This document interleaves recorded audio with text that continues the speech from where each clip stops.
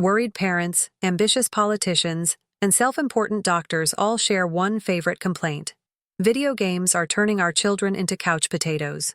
Enter Dr. Joke of Nanyang Technological University in Singapore. He's created what might be the first genuine alternative, an augmented reality video game that breaks out of the living room and lands on the streets, quite literally. We've reached a point in gaming, explains Dr. Joke, where it's actually reducing real human interaction. I wanted to reverse that, to bring gaming back into the real world so people can socialize and play together again. His master plan began with a technology called augmented reality, which overlays computer-generated images onto real-life surroundings. To develop this system, he says, we had to merge the real and virtual worlds. So we built a head-mounted display device that lets you see reality, but also superimposed virtual objects. A tiny motion sensor tracks the wearer's head movements in 3 directions, letting the computer know exactly where to put its digital imagery. Dr. Joke initially used his setup for educational purposes. Imagine children viewing a 3D solar system or historical scenes right on their desks, all in real time, from tabletop to city streets. So how did Dr. Joke's tabletop experiments grow into a street-based gaming concept that might help kids lose weight? Oddly enough, inspiration came from that chatty voice in your car: satellite navigation. Turn left in 300 meters, turn left. By combining augmented reality with GPS navigation, Dr. Joke saw a chance to play Pac-Man outdoors in fresh air. The catch: standard consumer GPS is only accurate to within 5 or 10 meters, not good enough for frantic chases. Hence, he brought in RTK GPS, real-time kinematics, which uses a nearby ground station for centimeter-level accuracy, perfect for sprinting after your friends in digital pursuit. Armed with this pinpoint system, Dr. Joke ventured outside. His battleground was a university car park, where he donned a wearable computer, a head-mounted display, and stepped straight into a life-sized Pac-Man experience. You look around and see virtual yellow dots floating in mid-air, he says. You run around to gobble them up. Meanwhile, your opponent sees you as a big yellow blob. She ignores the dots and tries to hunt you down. Once you're caught, it's game over. Although still a prototype, such outdoor games could be just what today's couch-bound kids need, an excuse to run around in the middle of the road, just like in the good old days. Let's hope Dr. Joke's gear can handle a few collisions, given how wild kids' games can get. A tree, a bottle of wine, and the test department. Before we tackle sheep or snails, let's pause for a demonstration from the test department. How to open a wine bottle using a big tree. Get permission from the tree's owner to attach some padding, or tape it, if that's easier. The padding protects the trunk and the bottle. Wearing gloves and eye protection, start knocking the bottle's bottom against the padded tree. You can whack it harder, yes, harder than that, but not too hard. After about 30 seconds, shock waves will travel through the wine, pushing the cork from below. Out it pops. It's surprisingly practical, if maybe a little quirky. Wrestling sheep in Outback Australia. Outback Australia is home to more than 100 million sheep, each needing an annual shearing. Imagine shearing 200 of them in a day. Backbreaking labor, says occupational safety engineer John Culvener. Sheep are heavy, greasy, and very much alive, so the act of dragging them to the shearing station could make or break a shearer's spine. Bob Kirkpatrick, who first wielded clippers at age 11, knows the problem well. You grab each sheep by its front legs and drag the full weight across the floor. People say Australia rides on the sheep's back, but we shearers carry that weight ourselves. Culvener and his colleagues set out to measure which type of floor surface might ease the strain. We replicated their test on experimental, wiring shearer Brent Nash to a heart rate monitor. He dragged 20 sheep across 3 floors. Traditional flat wooden battens aligned lengthwise keep the sheep from gaining a foothold. Brent's heart rate, 161 BPM. Mesh flooring. The sheep's wool and hooves grip the mesh, making pulling tougher. Heart rate, 166 BPM, even higher. Sloping wooden floor gravity helps once you get the sheep moving downhill. This design also exploits a sheep's natural preference to walk uphill, so you can sneak up from behind.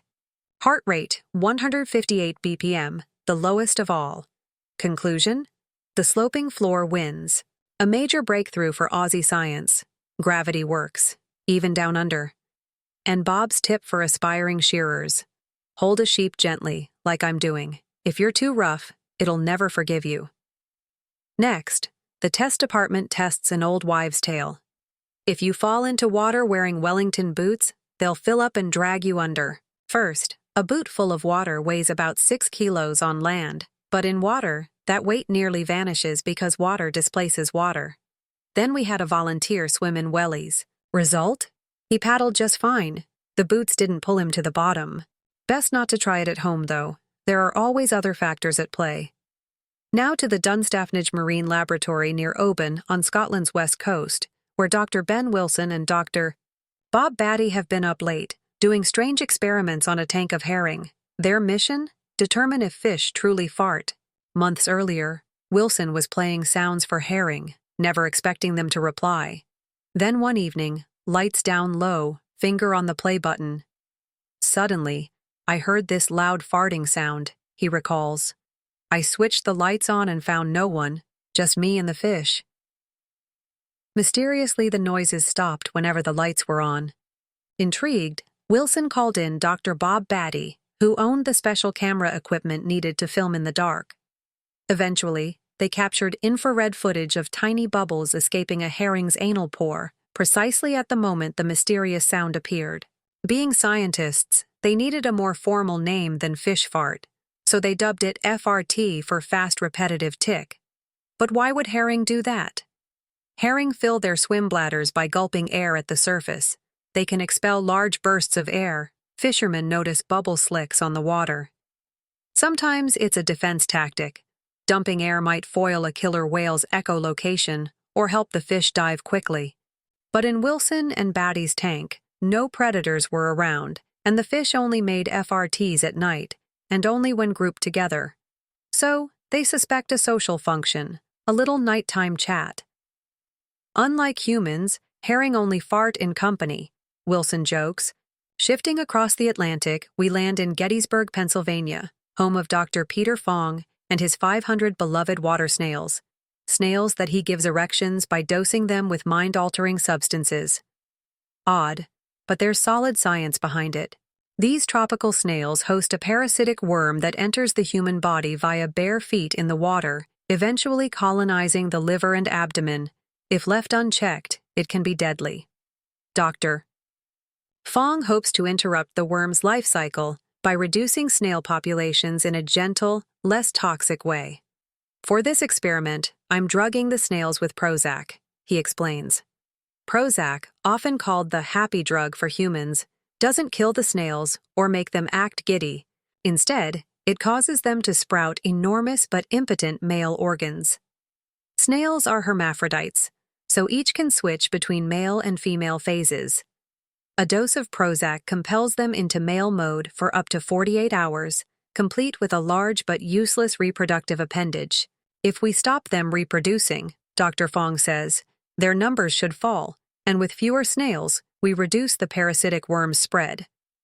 Long-term, he hopes to find a drug that extends Prozac's 48-hour effect into something more permanent, controlling the snail population enough to save human lives in the tropics. Finally, back at the test department, our weary team is indulging in a spot of frog and toad racing, a budget-friendly alternative to horse racing. On the right, a swift white tree frog. On the left, a slower African fire-bellied toad. The frog finishes first, but the real puzzle is, which amphibian is stickier? Because yes, frogs and toads secrete slimy substances to help them breathe through their skin. Could one be more adhesive than the other? Cue the amphibian adhesiveness monitor. Both creatures cling equally at first, until the tree frog suddenly musters its sticky powers, climbing without slipping. Thus, we have it, conclusive proof that the white tree frog is stickier than the fire-bellied toad. And that, dear viewers, wraps up our journey through augmented reality, Pac-Man, sheep wrestling floors, welly boot myths, fish farts, Prozac-induced snail erections, and a toad-versus frog showdown. Thanks for joining Experimental, where curiosity knows no bounds, and science is anything but dull.